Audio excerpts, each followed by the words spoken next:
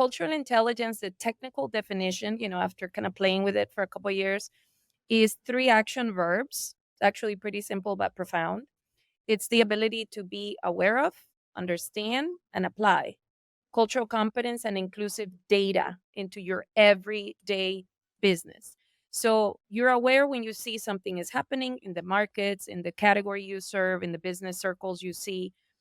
You understand when you do the homework and actually double click into that stuff and see how big is it? What are the implications? What do the numbers tell me? But unless you apply it, it becomes just this wishful thinking and an academic exercise with no input into your plans, and that does nothing. Welcome to the Founders Journey podcast. Inspiration, education for founders by founders.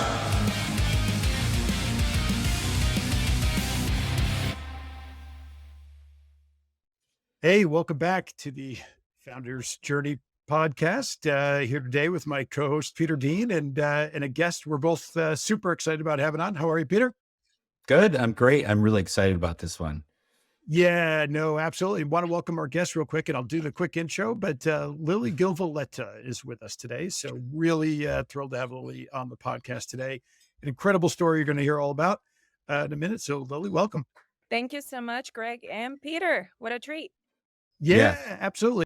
Do you know how when you talk about hiring smarter people than you, like part of what we do on this podcast is get smarter people than us, and you're one of them. That makes you a very smart man. I love it. Well, admittedly, it's also a pretty low bar. So, it's you're cleared it by a mile versus us. Just real quick before we get started, just one quick thing in my sort of constant random location thing with doing these podcasts. Both actually, Lily and I are sitting in airport lounges in different parts of the country. But so if you hear a bunch of background noise and stuff, it's the two of us trying to do this from an airport. So anyway, Lily is she's an award-winning entrepreneur, recognized cultural intelligence expert. We're going to talk a lot about that. AI tech innovator, World Economic Forum global leader, so and co-founder of Culture Plus Group, which is a brand new conglomerate of 4 different companies. If she looks familiar to you, she's a regular commentator on Fox News, Fox Business, CNN's been featured in every major publication out there. So Lily, like we said, it's a great pleasure to have you with us today, and love to just kind of get started with your story. Right, you're a founder. In this podcast is for founders. Tell us about Culture Plus Group, Culture Intel, how you got going with these businesses, what inspires you to start? That's right. Well, Greg, I love, by the way, the name of your podcast, because the journey is a journey. And to me, the journey implies that it kind of never ends. So for those listening, do not panic, but it's true. It never ends. That's right. So it is. True. It is. right. It is a moving target. If you really are in the pursuit of growth and innovation and excellence, it should not stop. But anyway, back to the background noise. My apologies, but I think this is very representative of the journey itself. Yes, Absolutely. So absolutely. in a way, the fact that both you and I are on the go and in our airport lounges validates the fact, people, those of you listening, that it's a very dynamic journey. But anyway, back to my story. So let me start with the end in mind. Thank you for acknowledging our group, which now has consolidated cultural intelligence companies underneath a conglomerate structure. Culture Plus Group was just announced to the media. We were featured by Ad Age recently in a big splash about 2 months ago. And really is the consolidation of cultural intelligence services for big corporations that want to successfully reach America's fastest growing consumer markets and diverse segments, which we see shifting demographics, but a lot of the big corporations don't know how to go about it. And it's not just goodwill and translating things to Spanish that are going to do the trick. So that's what we do. We do research, business strategy, training and analytics as well. We do shopper marketing and media, all with a cultural intelligence twist, which I'm sure we're going to talk about. But honoring your question about the journey, it really started with me as a young immigrant coming to this country when I was 17 from Colombia. That's where I'm originally from. And when I came, first of all, I didn't speak English. And second of all, I had zero desire to be ever, ever, ever an entrepreneur. Shocker. A lot of people don't even realize that. I wanted to be a corporate executive, and that was the path that I was on, and that was what I was very proudly working towards. I saw myself in the C suite before 40. That was actually my goal from the very beginning. It sounded like you're actually pretty along the path to that goal of being in the C-suite by 40. And you were Mhm. definitely along the way to do that.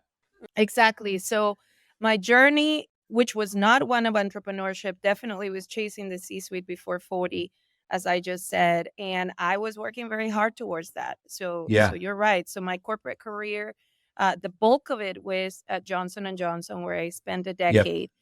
Before that, I was in other big corporations, a lot of healthcare, actually. A lot of people don't Hmm. realize that when they kind of see what I do today, but I love the world of healthcare. I feel like it's the type of work that can impact genuinely lives and Hmm. sometimes save lives. But anyway, so back to the journey. I never ever wanted to be a founder. Really was looking the C-suite and the role that it represents. However, in my corporate job, when I was at J&J, heading global marketing services in the pharma sector, which is now J&J has split up, but at the time Yeah. it was and is the biggest contributor to revenues and growth for the whole corporation worldwide. Um, so I had a big job at a very young age, and I guess ignorance is bliss because I didn't even realize it was so big at the time. Yep. And this applies to any entrepreneur, whether you're selling cupcakes or AI. What I saw was an emerging trend that nobody was paying attention to.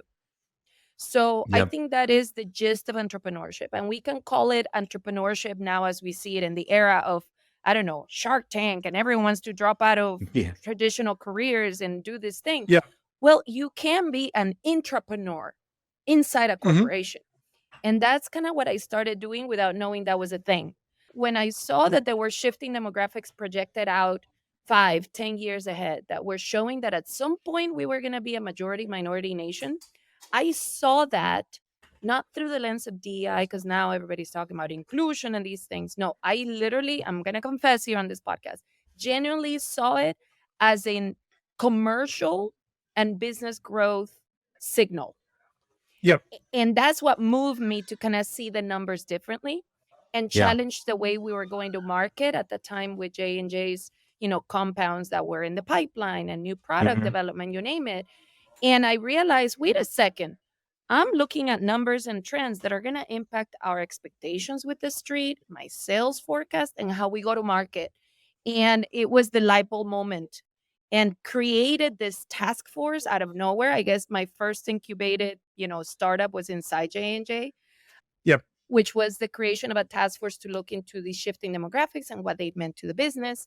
And also the quest for strategists or consultants or agencies, somebody that could help me figure this out into the market. So I did my market research looking at the outside world and who's out there that knows how to do this. And the combination of numbers and trends nobody was paying attention with a market that was kind of scarce for experts that could help a Yeah. giant corporation figure this out gave me the idea to create the company I couldn't find to hire. And Yep. fast forward 13 years later, here we are. So that is kind of like the spark that Yeah. started the journey. It's so funny, when we hear that kind of story a lot. We actually just had a guest on last week, and it was the same, a different, obviously very different business and stuff, but really it was exactly that same sort of inception story of I created the business that I couldn't find, but I needed, right? Exactly. Um, and that's just such a, I think, common path into this for the, when somebody's kind of getting into the entrepreneurial world for the first time. So this is kind of what led you down the path of this concept, right? Of Right. cultural intelligence, which is sort of this feels like the sort of centerpiece of all of the businesses that you're operating today. Mhm. Can you talk about that? What is it? How does it kind of relate to not only, the services that you're delivering, but sort of the world as you see it? Exactly. Well, the term itself hit me in my corporate job as well. I was literally sitting in my office in New Jersey, in J&J land, and realized, wait a second, all of us leaders, in the MBAs and business training we all get, we know that emotional intelligence is important. Okay, check that box. And then we also know, obviously, that you got to know your stuff. So that is where the CQ, no, the IQ comes into play, right? Preparation, the numbers, the know how. And then it just kind of hit me. I'm like, wait a second. If these numbers of shifting demographics are real, then we're going to need to have cultural intelligence into our business plans to understand the role that culture and those shifts play into the business decisions we make. So fast forward a few years, I filed the patent and the trademark at the time. I guess now many people are using the term, and my lawyers are quite busy with that. But anyhow, but which is a sign of flattery, by the way. I love Yeah. that people borrow it. But it's cultural intelligence. The technical definition, after kind of playing with it for a couple of years, is three action verbs. It's actually pretty simple but profound. It's the ability to be aware of, understand, and apply cultural competence and inclusive data into your everyday business. So you're aware when you see something is happening in the markets, in the category you serve, in the business circles you see. You understand when you do the homework and actually double click into that stuff and see how big is it? What are the implications? What do the numbers tell me? But unless you apply it, it becomes just this wishful thinking and an academic exercise with no input into your plans, and that does nothing. So that is why aware, understand, and apply cultural competence, which is that intelligence. This I'm not talking about empathy and DEI stuff. No, we're talking Yeah. about having the know-how of what these shifts mean to your business, to your goals, to your markets, and the data to embed it into your everyday business. So it's not one person's job. Again, follow the evidence. This is not me just saying it because I'm in this body of work. It really becomes kind of mathematically impossible for any leader in corporate America, which is my audience at least, to achieve their full potential in growth without cultural intelligence into their plans because of the numbers. So that is kind of how we go about it. And you're right. So all of our businesses now that it's a conglomerate, a global conglomerate, really parts from that point of view that without cultural intelligence, businesses, brands, companies, corporations are going to fall short. And we come Right. in with the data, the strategy, the solutions, the creativity to help them get over the hump. And the data is really Hmm. compelling, really Exactly. compelling. And you said, I've heard you say before, return on inclusion for Yes. ROI, Yes. and then versus return on ignored. And that's really what you're talking about, right? That's right. That exactly right. In fact, another shameless plug here. Thank you for allowing me to throw it in. There is a reason why, at a time when the world was quite stressed out right after COVID, right? So 2020, George Floyd, a lot of very serious matters that kind of brought a whole new sensitivity to the world. Yeah. I actually did that kind of rebellious title of a TED talk called Yeah. Diversity is Overrated. And it was for that very reason, because we could make this performative and compliance driven, or realize that unless we take action in understanding the demographic shifts of our country and what it means for everyone's well being and Yeah. economy, we may be falling short and not stay Mhm. competitive. So it is a different take, a little bit of a rebellious capitalistic twist, but still always with a heart and the purpose behind it. Yeah. Yeah. Yeah, I think that's to me is what is so interesting about what you Mhm, talk about, right? You talk about a lot of culture trends and you're talking about diversity, but as not necessarily a means to we all know mhm. it's altruistic. We all know it's the Yeah. right thing to do, right? And that's the hard part of it. But the actual hard economics that you're talking about, how does that message resonate, right? I guess I'm really curious about this because when you're Yeah. going into a company and you're sort of shifting this dialogue from, hey, this isn't just about really just feeling Compliance. good. Yeah. Right. It's Yeah. really Right. it's actually about growing your company, right? And Exactly. what's do you get pushback on that? What's the sort of feeling that people have about Yeah. that message? So I do feel like, and it's not just me, by the way. Shout out to my whole team. We have well over 100 people all over the country and in Latin America, and we just had our first hire, um, officially, even in the Middle East. So because cultural intelligence is something that applies to every corner of the planet, depending on the Yes. context, right? But anyhow, so to answer your question, Greg, I think the best indicator of how well this is resonating or not is the fact that our firm for 2 years in a row has been listed by Inc. 5000 as one of America's fastest growing privately owned companies. And let's caveat that with the fact that every one of our clients is a Fortune 100. So I feel incredibly responsible because we are shifting budgets as well as redirecting hearts and minds in the boardrooms of corporate America. And we're able to do that because it's not an emotional discussion, it's not a performative discussion. It's not because all of a sudden the SEC is demanding a new ESG disclosure. It genuinely is because it makes business sense.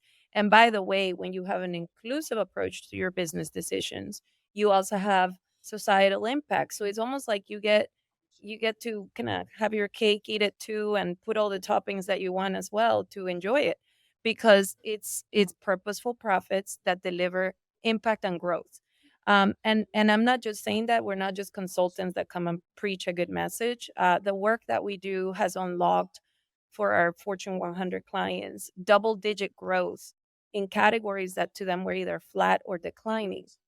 And in that process of unlocking double-digit growth by tapping into the power of, Hispanics, women, Black Americans, you name it, with precision, not to perform, but to really serve and deliver growth. Then it becomes a mute point to try to argue whether this is right or not, whether we need to invest in it or not. But don't get me wrong, we still are every single day in some capacity. My team is presenting these case for action Mhm. numbers depending on the category, because we work from everyone from the Googles of the world to big pharma clients like J&J and Gilead and Yeah. Genentech, you name it. So it has to be a personalized message that speaks to the numbers and growth patterns of that category. But the numbers are easy because they speak for themselves. So um, what surprises me though, Greg, sorry for my long-winded answer, is that No, please. even to this day, like 13 years later since I left J&J, where I first kind of put this message on a stage and presented it to the CEO at the time and the executive committee, still feels for most corporations that we work with as new news, which again, it gives me comfort because it's kind of like job security for my team. Right. Well, but yeah, but at the it same spells time, it's growth, like, right? oh my gosh, we're still talking about this, That we're even though the lagging that numbers are much, so, you know? it's like the Yeah. numbers are so Right. clear. But Yeah. anyhow, I love it, and it's a big responsibility, and we keep scaling it and making it more sophisticated, tech enabled, full of like frameworks, methodologies, and it's just a lot of fun to get to Yeah. influence the boardrooms. So I want to take this to like the startup founder, right? So Yeah. clear, obvious implications to kind of the topics that are discussed in boardrooms today, right? If you were a startup founder and you gave, I've seen other that you've written about and spoken about and some great examples, right? Of brands that have been built, great beats and other Hmm. brands that have really been built around this concept. If Yes. you're a startup founder, how should you be thinking about that, incorporating the cultural demographics, the Yeah. changes, the trends in the US into your kind of thinking about your strategy as a startup? I love it. Well, first of all, and this is going to sound a bit weird coming from an immigrant Latina right here, you don't have to be from the community, speak Spanish, have a certain last name or coloring to be good at this. In fact, what I tell people often is, hey, this is no different than how, let's say, marketers had to up their game with everything digital. So at some point, and now I'm totally dating myself, definitely a decade ago, you had to hire digital experts. Now, if you are selling, you know, birthday cards or flower arrangements or sophisticated whatever security, cybersecurity services, if you don't know digital, you don't know marketing, period. So it became just the mainstream way of doing things. So I do see this notion of cultural intelligence as that new superpower that everybody has to exercise on if they want to stay relevant in a multicultural nation that we serve, of customers, of people, of voters, of employees, whatever it is that you're chasing. And that will become the norm. So that kind of sounds crazy and contradicting, because I do feel like at some point, if we do our job well over decades and decades, we should no longer be needed, you know? Yeah. It's like know your But audience is what you're saying, yes, right? exactly. Really It's need to back know to the your audience. basics. Yeah. That's right, Peter. It's like if you are opening an ice cream shop in Miami, which is Yeah. 70+% Hispanic, you better have dulce de leche flavor in there. I mean, Yeah. seriously, things like that. Yeah. So, and you don't have to be a Hispanic shop owner to know that. It Yep. just doing market research. So I think we're now turning it into this more kind of like mysterious thing that you almost have to dance around or be worried not to say the wrong thing. And what I tell founders or business leaders equally is just go do the homework. Where do you live? Where is the consumer and population growth coming from? What are their unmet needs and how do you fill those needs? And just don't be blinded to the fact that when you are inclusive in understanding everybody's needs and those segments that are driving growth, is not just because you're excluding and segregating, is you're just being smart. You're Now, getting full market opportunity. exactly. Yeah. But here's the cool thing about it. Mhm. The cultural things you mentioned, Beats, when Beats was purchased, if you were just a black and white analyst looking at the valuation, it made no sense. Seriously. Like, what kind of IP, new technology did they have? They were buying cultural equity, and that had Right. an intrinsic value that gave it a premium. And the same thing happens with, tortillas sell more than bread in America. Mhm. Sofia Vergara is still 7, 10 years on a row, the highest paid television actress in the world, not just in Yep. America. And she owns a her culture.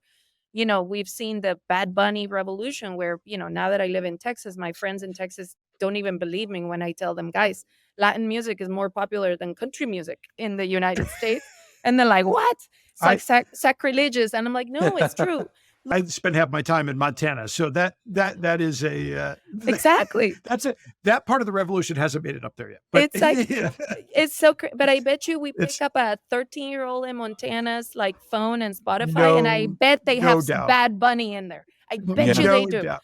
So You're in absolutely right. it's Guaranteed. No doubt. it's so it's good for business because the Yep. mainstream of America and music and entertainment kind of are good guardrails for where the world is turning, are already showing everybody, I don't care what business you're in, that you got to pay Yep. attention to those cultural dynamics and capitalize on Absolutely.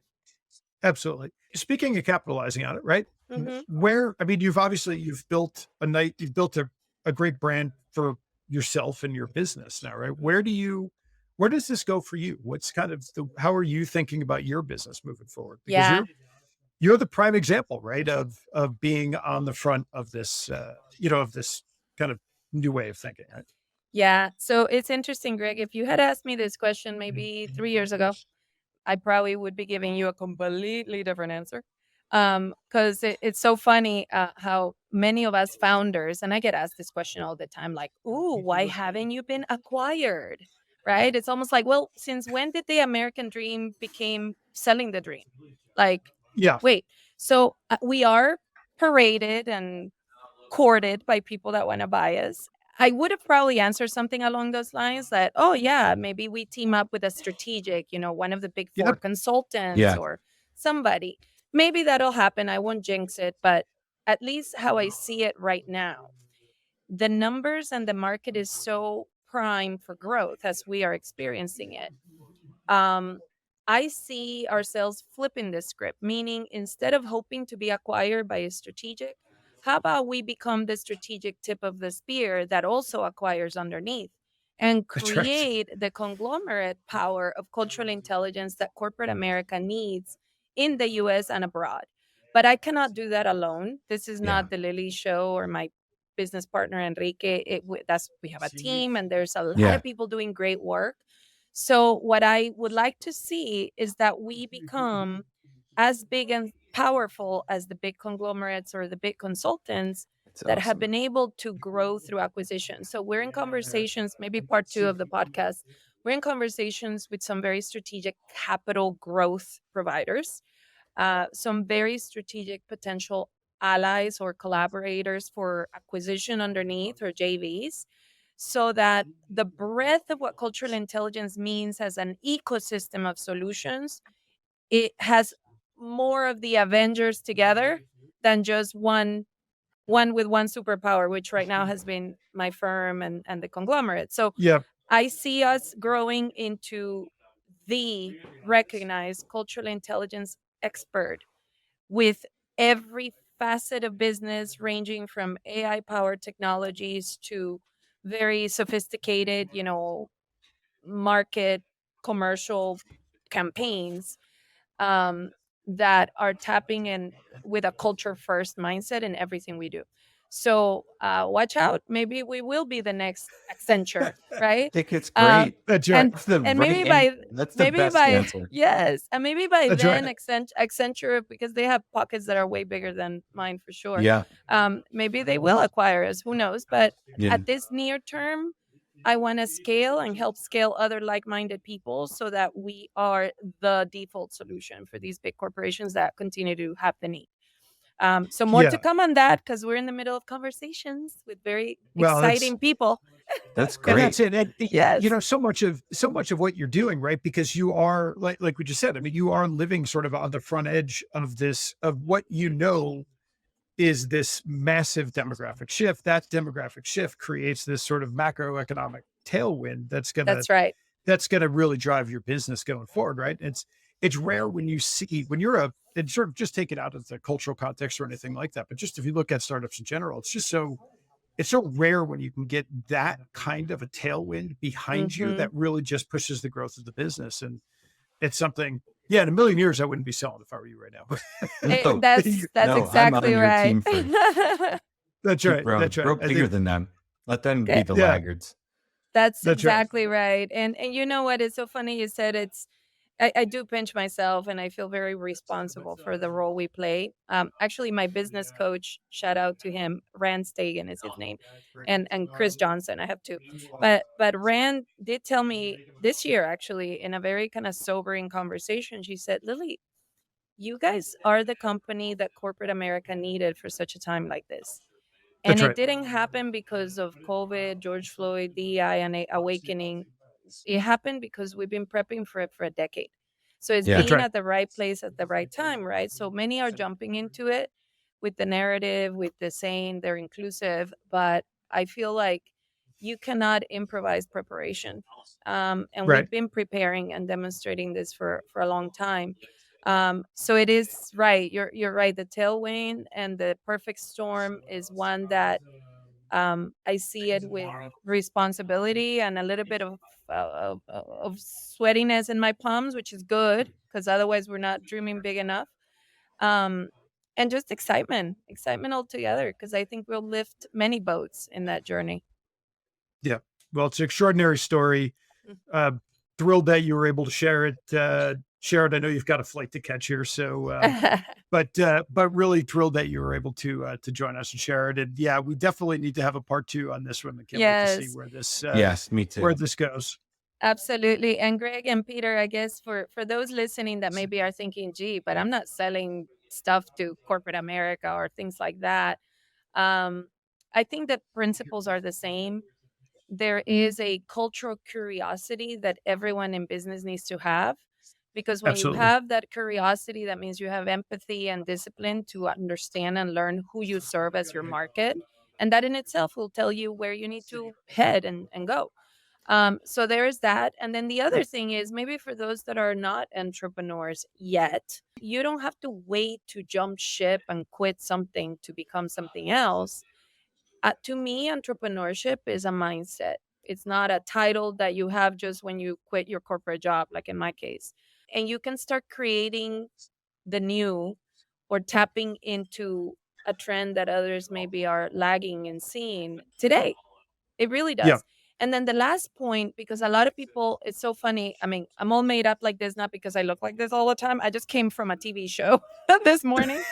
Um, yes, but Incidentally, Peter and I Yeah. actually do look like this all the time. So we're hey, it's we, easier. It's we don't easier get asked in the for TV the show. gentleman. But anyway, but where I'm going with that is like a lot of people do tell me today because they only maybe yeah. see what we post on LinkedIn or watch me on Yeah. TV, whatever. it's like, oh, well, yeah, it must be nice to be the CEO of your company when you have a platform like television. I'm like, well, that wasn't always the case. And No. I do not have, shocker, I do not have a PR agent. I don't have bookers that do this stuff for me.